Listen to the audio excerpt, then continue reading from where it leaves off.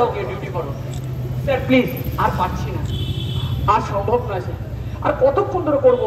এদিকে কোনো ওষুধ নেই, সব এক্সপায়ার মেডিসিনগুলো আসছে। স্যার পেশেন্টের হাল কিন্তু ক্রিটিক্যাল। তোমাকে বারবার বলেছি না নিজের কাজে মাথা কামাও, প্রশাসনের কাছে কখনো মাথা কামাবে না, বুঝেছ? ওষুধ কি আসবে না আসবে সেটা আমরা বুঝে নেবো। স্যার কেন প্রশাসনের কথা বলছেন? এদিকে এত অবস্থা খারাপ।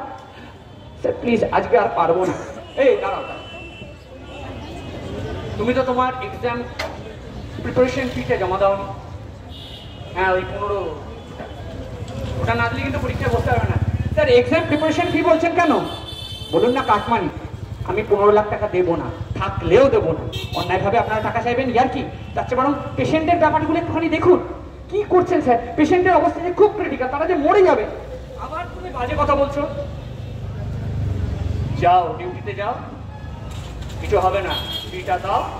ফি না দিলে তুমি কিন্তু পরীক্ষায় বসতে পারবে না। অঙ্গ পাচার করছেন সেটা কি আমরা জানি না? সব রেকর্ড করা আছে, সব কিন্তু আমি পাবলিক মিডিয়ায় ফাঁস করে দেবো।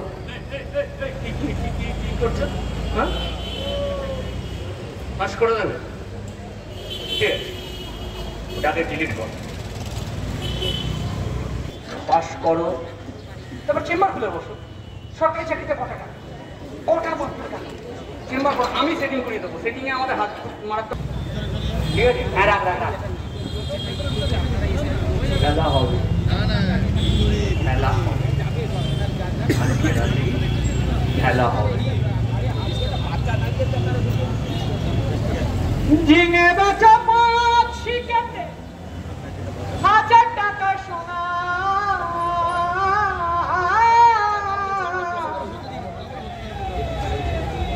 বন্ধু লাল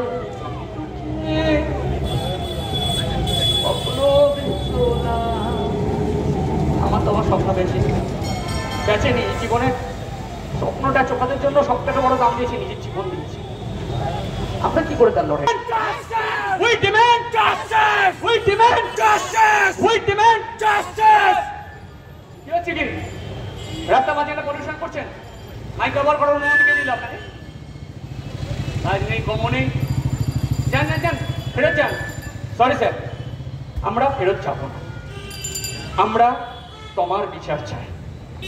আমার তোমাকে যখন তিলোত্তমা করে দেওয়া হয়েছে, আমরা কিন্তু তার বিচার চাই।